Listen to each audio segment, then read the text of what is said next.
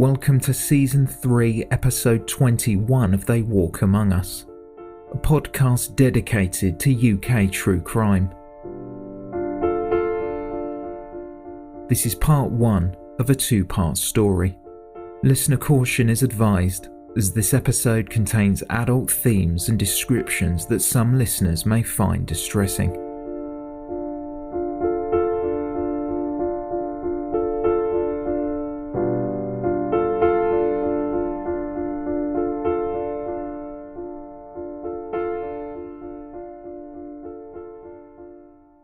Jean and Frank Lockyer's only daughter was born on August 15, 1964. Sally was the spitting image of her mother. Her father Frank worked as a police chief inspector in the market town of Devizes. The family moved 25 miles south to Salisbury, a short distance from Stonehenge, and Frank Lockyer was soon promoted to the chief of police. Surrounded by the quintessentially English countryside, Sally attended the South Wiltshire Grammar School for Girls. She was highly athletic and enjoyed singing in the choir. An incredibly talented performer, Sally was recognised and offered a scholarship at the Royal Academy of Dramatic Arts in London. She declined the opportunity to learn the arts, preferring to stay at home and focus on her studies. At least one teacher remarked that Sally's academic talents did not come naturally and she would need to work hard. Her dedication paid off when she earned top marks. After school, she set her sights on studying law, however was discouraged by a careers advisor who suggested that perhaps she should be more realistic due to the complexities of the law and her limited natural abilities. Disheartened, Sally decided to study industrial geography at Southampton University. As she did in school, Sally worked hard, exceeding her lecturers' expectations. Outside the classroom, she also enjoyed the nightlife and made friends easily. During her time studying, living away from home, Sally got the news that her mother Jean found a lump on one of her breasts. Unfortunately, she was diagnosed with cancer. Sally and her father rallied around Jean as she underwent treatment. Much to her family's relief, the operation was a success, and although progress was slow, the signs looked good that Jean would make a full recovery. Sally later received her grades and she obtained the highest score ever recorded at the university for industrial geography at the time, a 2-1. She missed a first-class degree by the narrowest of margins. Undecided on her next step, she got a job working as a management trainee at Lloyd's Bank, a temporary career while she decided what to do next. She passed her banking exams and moved to a rival company, Citibank, working in their corporate finance department where she dealt with a number of local law firms. One day at work, she took some documents to a solicitor. It was here she would meet her future husband Stephen Clark, who was working as a junior solicitor at the time. Sally was usually confident, but around Steve she was tongue-tied and flustered. Eventually, they began dating. Their differences only seemed to bring them closer together. Sally later said of Steve, "He is my best friend, my innermost mate. I trust him with my soul." The couple were engaged during September of 1988 and couldn't be happier, but it wouldn't be long before the bubble burst. The cancer which Sally's mother had fought so hard against was back, and this time her prognosis did not look good. The family spent the Christmas of 1988 together, and Sally would often speak with her mother about how happy she was with Steve. After one of those heart-to-hearts in February 1989, Jean Lockyer would take her final breath. Sally's father Frank was a man that had worked hard his whole life, but his wife did most things for him, and without her by his side, he found domestic life difficult. Jean had been the one that had made their house a home.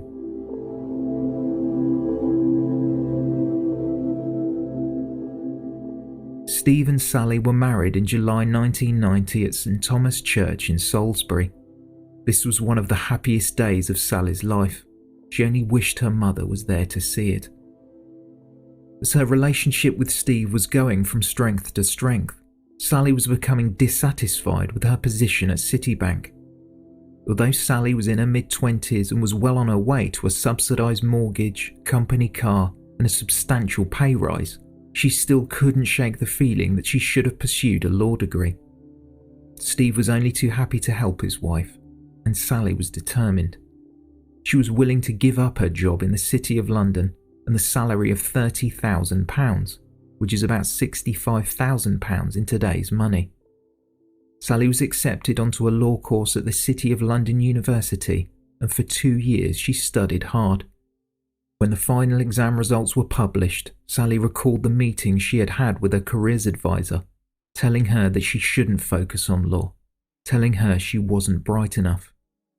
When Sally Clark received the news that she had passed, she was elated. More good news came when her father Frank met Rosemary Squires. The two found solace in each other's company, so decided to get married. Sally was pleased for her father, and Frank and Rosemary tied the knot in April 1991.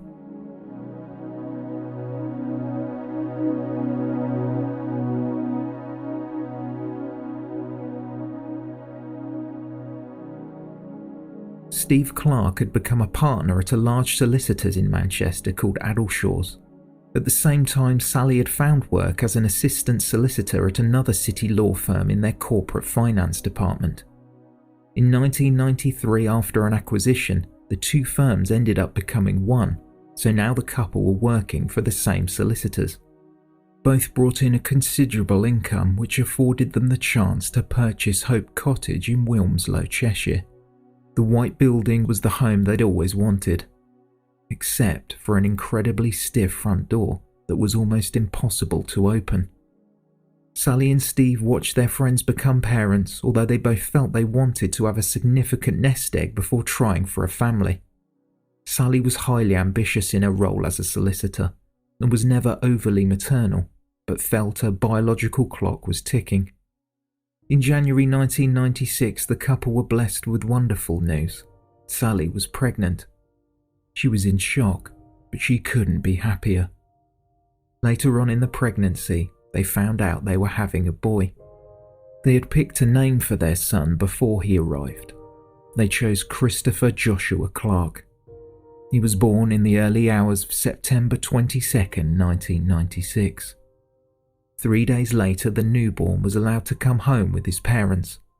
The only occupants of the household who were unhappy to see Christopher arrive at Hope Cottage were the family cats Tabitha and Treacle. Sally described her son in one word: beautiful. He rarely cried and seemed content in his Moses basket.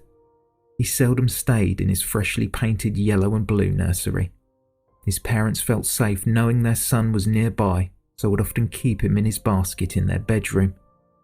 They spent as much time with the newborn as they could. Christmas was fast approaching, so the couple visited a photographer to have their first family photos taken.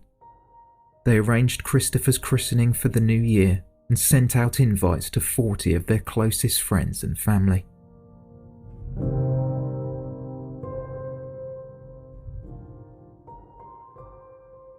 During the start of December, Sally and Steve took Christopher on his first proper family outing, a trip to London. They would be staying at the Strand Palace Hotel in the heart of London's West End. While Sally was out shopping with her friends, Steve was working in the hotel room and looking after Christopher. As he sorted through some paperwork, Steve glanced over to his son and noticed that Christopher had suddenly started bleeding from both nostrils. The doctor was called urgently, and after Christopher was examined, his parents were told that it was nothing to worry about. He had been in good health the day before. While Sally and Steve tried to put the day's events to the back of their minds, that was easier said than done.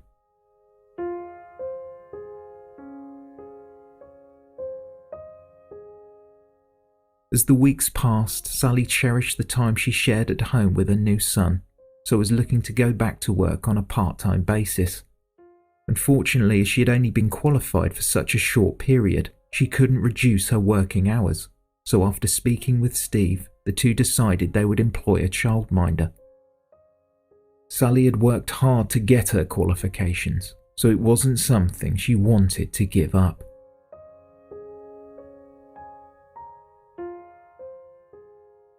After the couple returned from London, Sally went to a postnatal appointment. She told her doctor that Christopher had had a heavy nosebleed. She also mentioned that her son had a runny nose, which he couldn't seem to shake off. The doctor didn't examine Christopher and explained that it was nothing to worry about. Sally was instructed that it could be cleared up quickly with some light steam and a cotton bud.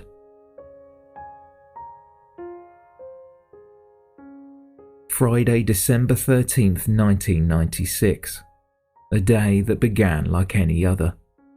Sally headed out with Christopher to post a Christmas gift and then went to a bakery to decide on the icing for Christopher's christening cake. They returned to an empty Hope Cottage. Steve was at a Christmas party. Socialising didn't come easily to him, but his wife had persuaded him to go. The two spoke on the phone, then Sally got in the bath. Christopher was close by in the bathroom. Once Sally dried herself off, she picked up Christopher and put him in his Moses basket on the bedroom floor near the wardrobe. Sally turned on the TV and headed downstairs to make a hot drink. As the kettle boiled, Sally did the washing up before returning to the bedroom. She was no more than 10 minutes. When she returned to the bedroom shortly after 9:30 p.m, Sally placed her cup of tea on the bedside table. As she looked down at the Moses basket, expecting to see her son smiling back at her, she noticed that Christopher was a dusty grey colour and wasn't breathing. Sally didn't know what to do. In a state of panic and unable to remember any of the resuscitation training she had done, Sally picked up her son, who felt limp. She ran downstairs and dialed 999. The emergency services rushed to Christopher's aid. They approached the property and tried both the front and back doors, but they wouldn't open. One of the paramedics could hear Sally screaming inside. The front door was nearly impossible to open, and the back door had been locked from the inside by Sally before she went to bed. Sally couldn't remember where she'd put the key. She screamed that her neighbours had a spare. Paramedics obtained a key from next door, and when they finally accessed the property, they tried their best to resuscitate the infant on the kitchen table. He was pale, cold to the touch, and had no pulse. Christopher was rushed to the accident and emergency room at Macclesfield Hospital. Throughout the entire journey, Sally was hysterically screaming at the paramedics, "Please don't let my baby die." Once at the hospital, Sally was taken into a side room as the nurses and doctors did their best to resuscitate her son. She told a nurse that her husband would blame her and he wouldn't love her anymore. Around 10 p.m, Steve Clark was contacted at a restaurant where his Christmas party was being held. He didn't recognise the voice on the other end of the line. A nurse told him to get to Macclesfield Hospital as quickly as possible as his wife needed him. He arrived around 11:10, and a doctor asked to speak to him in private. He was told his son had been pronounced dead at 10:40 p.m. Christopher Clark was 11 weeks old. In between her shouts of "Why me?", all Sally could think about was a Christmas present she had labelled in Hope Cottage. It read, "To Daddy, with love from Christopher."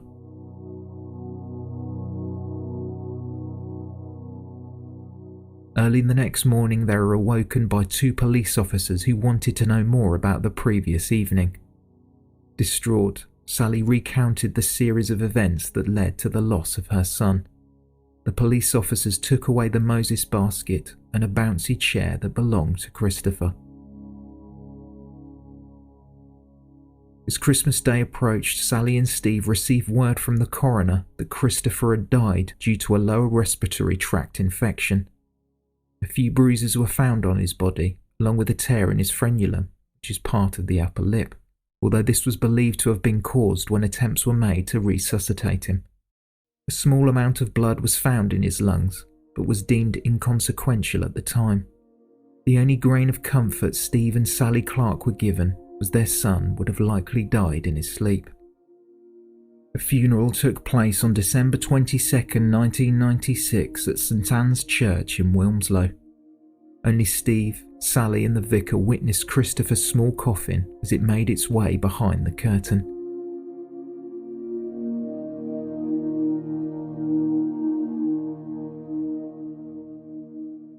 At the start of 1997, Sally and Steve decided to travel abroad to reflect on what had happened.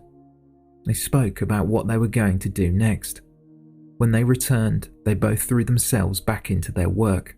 12 to 14-hour days weren't unusual, but they both felt something was missing. The pair decided that perhaps trying for another baby might help ease their pain. Steve would later say the couple saw this as part of the healing process to get over the loss of their first son. It didn't take them long to conceive, and in May 1997, Sally discovered she was pregnant. Steve had been to bereavement counselling, but Sally struggled with the idea of telling a stranger how she felt. Instead, she turned to alcohol. At first she drank in secret at home, and then this progressed to drinking at work. The office staff soon realised, and Sally was sent on early maternity leave. She tried to hide her drinking problem from her husband, under the belief that he hadn't noticed. When he finally confronted Sally about it, she was relieved. They both agreed that Sally should see a specialist. After their appointment, it was recommended that Sally talk regularly with a counsellor. The specialist didn't see her alcohol dependence as something that couldn't be overcome. Some testing was carried out to ensure the baby was healthy, and all the results were positive. Sally and Steve decided they would use the same hospital and the same consultants as before, as they would be aware of the couple's past. The happy parents were informed of the sex of the baby. It was going to be a boy. While playing badminton in October 1997, Steve tore his Achilles tendon. He was told his leg would need to be covered in plaster for the next few months. Not ideal, as his son was due to be born in December. At the end of November, the couple arrived at hospital for a routine checkup. Without realising it, Sally was in the early stages of labour. Harry Richard Clark was born on November 29, 1997. He was 3 weeks premature and weighed just 6 pounds.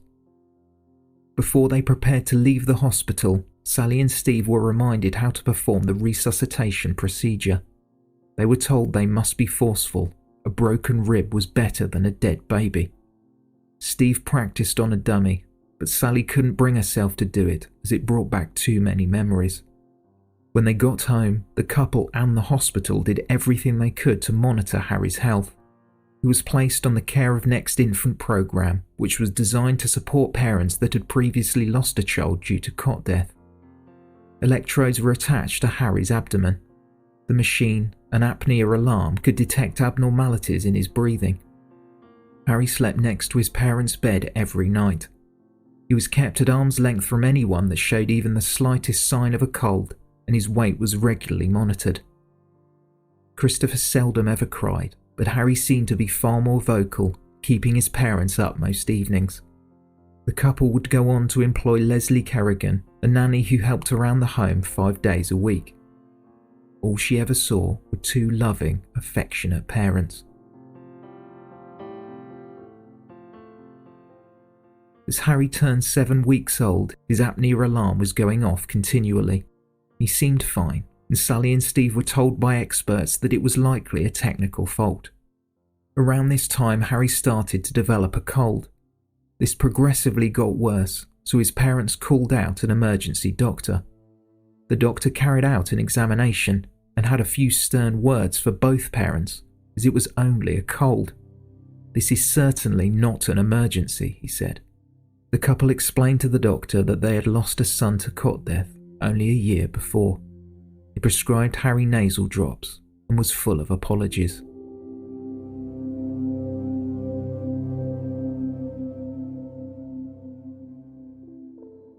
Christmas 1997 was nothing like the previous year. Sat in front of the fire, Sally, Steve, Harry, and the 2 cats, Tabitha and Treacle, enjoyed Christmas together.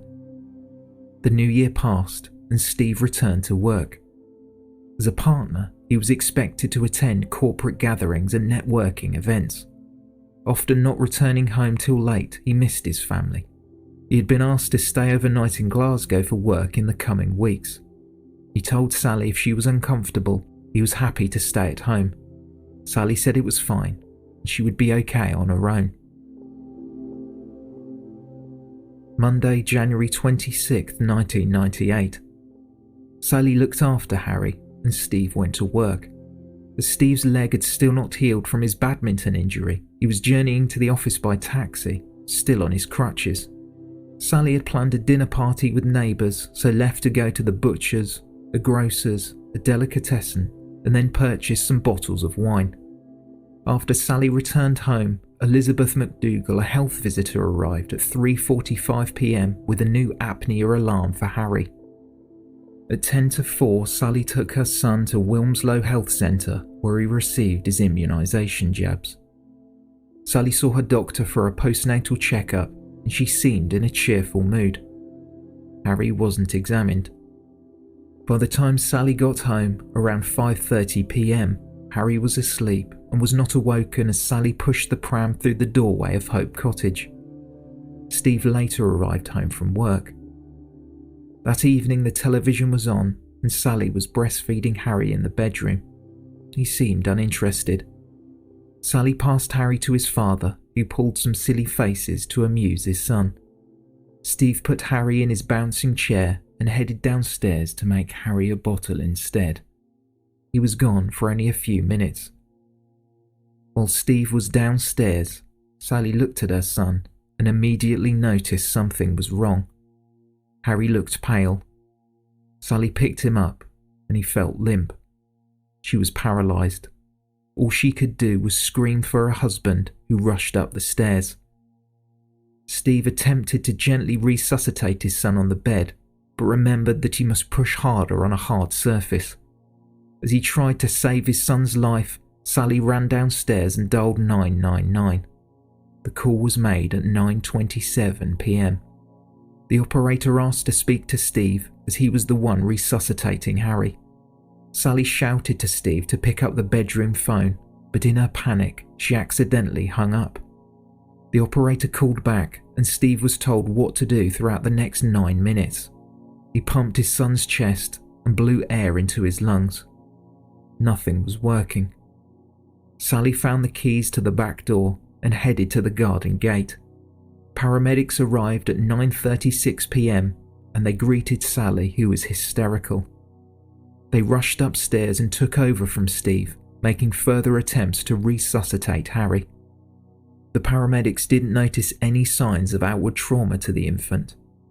3 minutes later, paramedics rushed Harry to Macclesfield Hospital along with Sally, who was extremely distressed. She told them that this was the second time this had happened. As Steve wasn't as mobile, he followed them in a taxi. When they arrived, Sally was sent to the same waiting room as before. She screamed at the nurse, who took her to a different waiting area.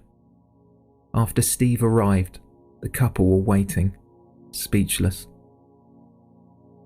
A nurse broke the silence and told them they should say goodbye to their son. Harry Clark passed away at 10:41 p.m. on January 26, 1998. He was just 8 weeks old. Sally and Steve Clark asked for a specialist paediatric pathologist to carry out the postmortem, as they wanted to know why the second of their children had also died unexpectedly. Dr. Alan Williams, the general pathologist at Macclesfield Hospital, carried out the procedure. He examined Harry's body for signs of bruising. Dr. Williams had carried out the postmortem on Sally and Steve's first son, Christopher. In complete shock at their loss, Sally and Steve made their way home in a taxi. They had been back at Hope Cottage barely 20 minutes when they received a knock at the door. The doctor had been sent by the hospital, who said there had been a report of a sick baby at the address. Sally's grief was uncontrollable. As before, 2 police officers arrived at Hope Cottage. They took photos of the bedroom and were sympathetic to the couple's loss. Their visit was expected, and Sally and Steve were not alarmed. They answered every question posed to them as honestly as they were able. Sally and Steve thought this would be the last time a police officer would darken their door. The coroner's office eventually called, and Sally was gently asked about the final days of Harry's life. Sally explained that Harry had a blocked nose and was given nasal drops that were prescribed by an emergency doctor. She was told as soon as the postmortem was completed they would be able to confirm what had happened. Each day, Sally and Steve called the coroner's office asking for news. Each time, they were told another test would be needed. As days turned to weeks, the couple were frustrated with the delays, but were told that it was completely routine.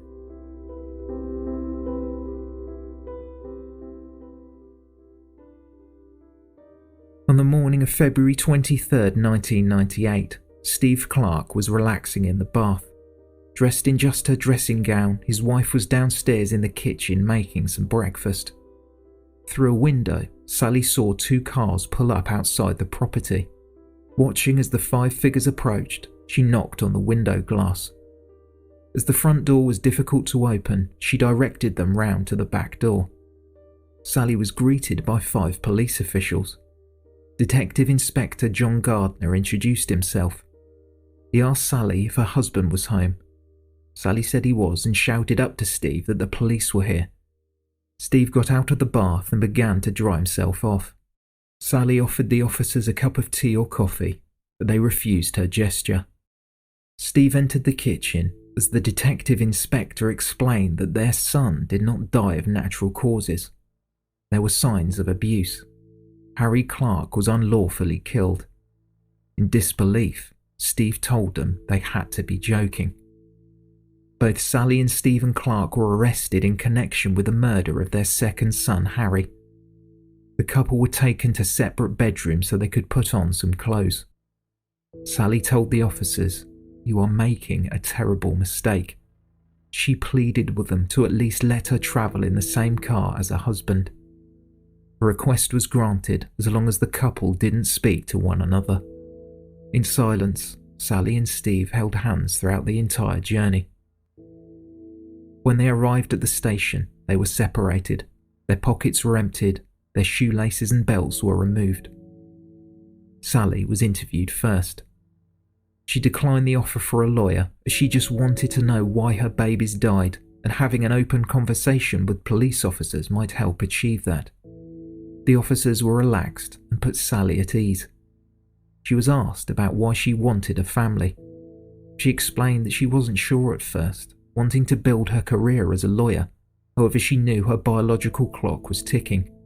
She told the officers that after Christopher was born, her entire outlook changed. The more Sally spoke, the more honest she was. She told them that she felt fat when she was pregnant and wasn't comfortable. She said occasionally she missed her friends, and after Steve had injured himself playing badminton, it was hard looking after both him and a baby. She told the officers that Christopher was a quiet baby, Harry was more demanding. Sally laughed and smiled as she recalled the sleepless nights. She jokingly remarked, "The little bugger." Both officers took note of her comment. Sally was then asked about some injuries that were found during Harry's post-mortem. She couldn't explain how he got them. After the interview was finished, Sally was taken to a police cell. As police searched through Hope Cottage, Steve Clark was interviewed. 3 hours later, the police returned to Sally's cell and she was taken to be interviewed again. They asked about the Care of Next Infant program through which Harry was being monitored. They also asked about Sally's alcohol problems. She told them everything. Around 4:30 p.m. that day, the couple were released on bail. They were expected to report to the police station in 2 months' time.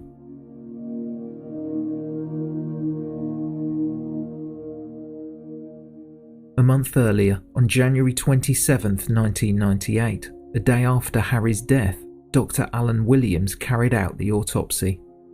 Dr. Williams identified signs that Harry was shaken. He found hemorrhages in Harry's retinas and swelling in his spinal cord.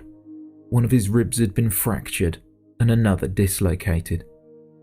Under the belief that Harry was murdered, he informed both Detective Inspector John Gardner and Professor Michael Green, a forensic pathologist and professor of forensic medicine at Sheffield University. He told them both that due to the condition of Harry's body, he believed the infant was shaken to death. Further testing was completed by Macclesfield Hospital, which identified the presence of a bacteria, Staphylococcus aureus. Non-sterile conditions such as morgues are a breeding ground for this bacteria, though if contracted when alive, it could be fatal. The results of this test, a microbiology report, did not grace a courtroom until 4 years later.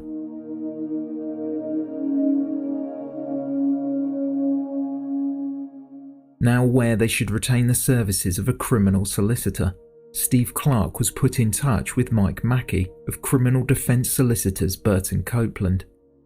During a meeting, he asked Steve and Sally what they had told police. Sally replied, "Everything." The solicitor told them not to have any more conversations about what had happened unless he was there.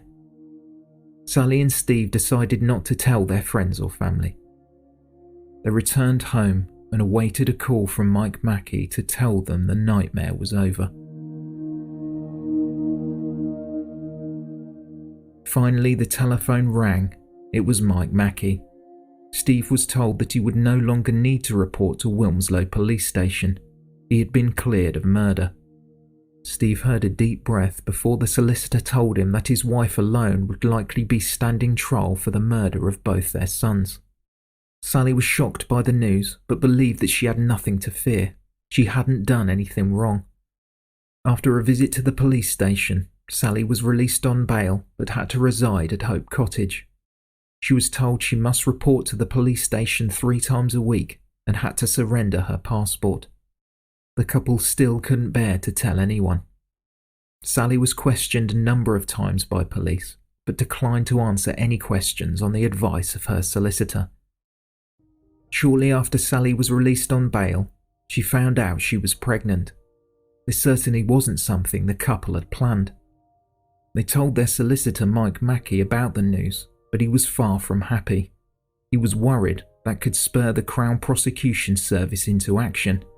The CPS might believe Sally got pregnant on purpose.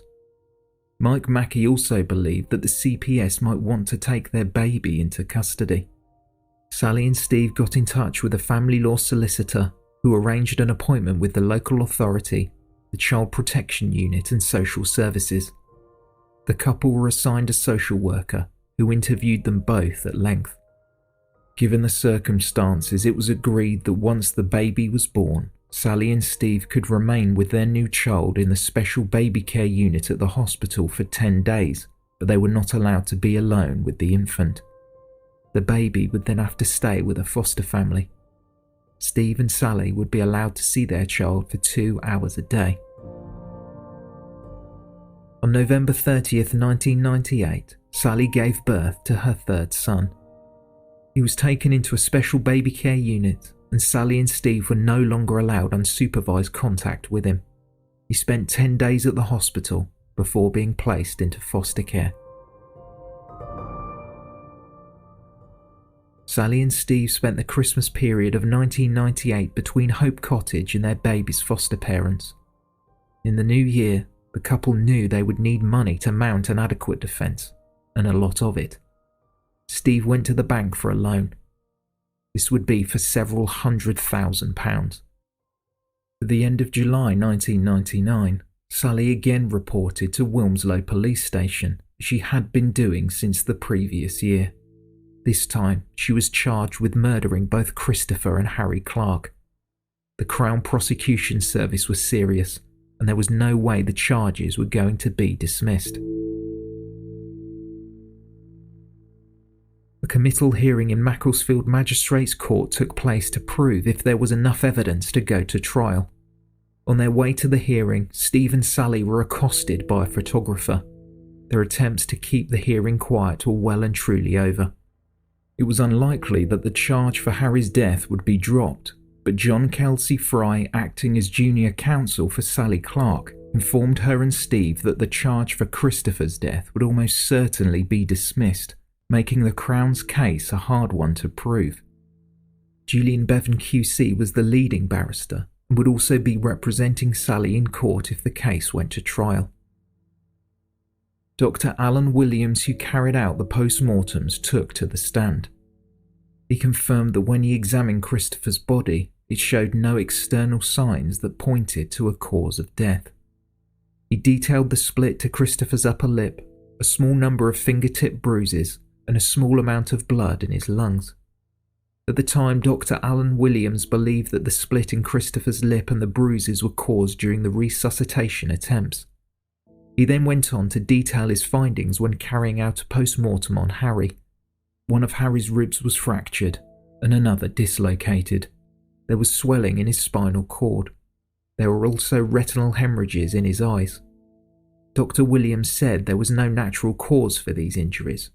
He believed that Harry had died after being violently shaken.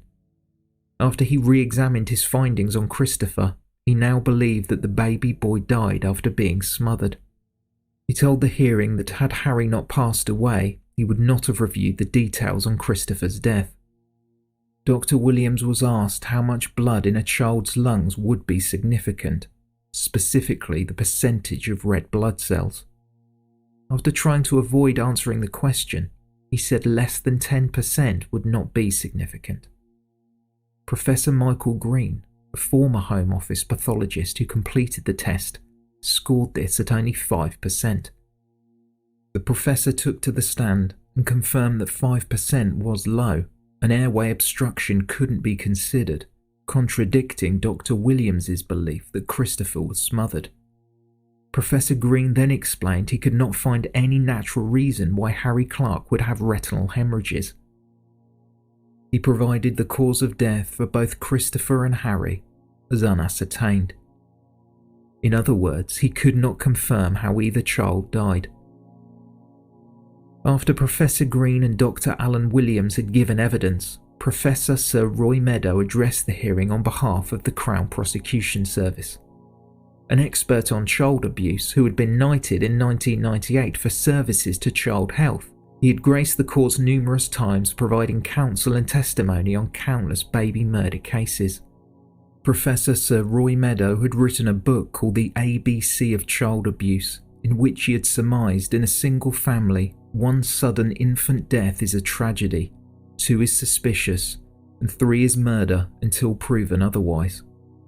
He addressed the hearing and spoke of a research paper he had completed which featured 81 cases that were initially claimed to be cot death when in fact 50 were proved to be murder. He was certain Christopher had died from being smothered.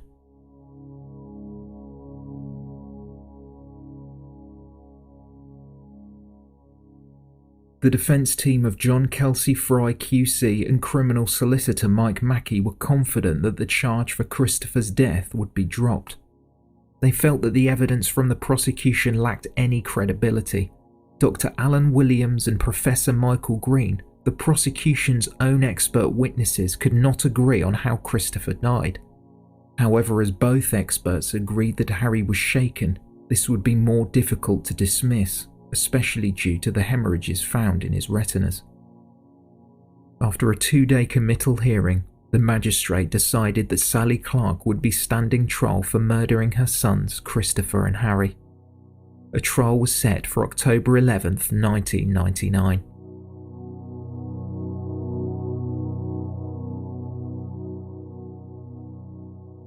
Prior to the trial on August 4th, a meeting took place between Dr. Alan Williams, who gave evidence at the committal hearing, a paediatric pathologist, Professor Berry, who would be giving evidence on behalf of Sally Clark, and an impartial consultant paediatrician for the family division. Together they would further examine the evidence in which Dr. Alan Williams identified there were hemorrhages in Harry's retinas. The 3 men viewed the slides under a microscope. They realised that Dr. Alan Williams had made a huge mistake. There were not any hemorrhages in Harry's retinas.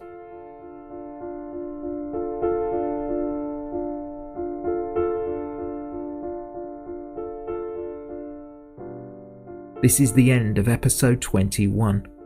To hear more on the trial, the outcome, and the fallout of the case, please tune in next time.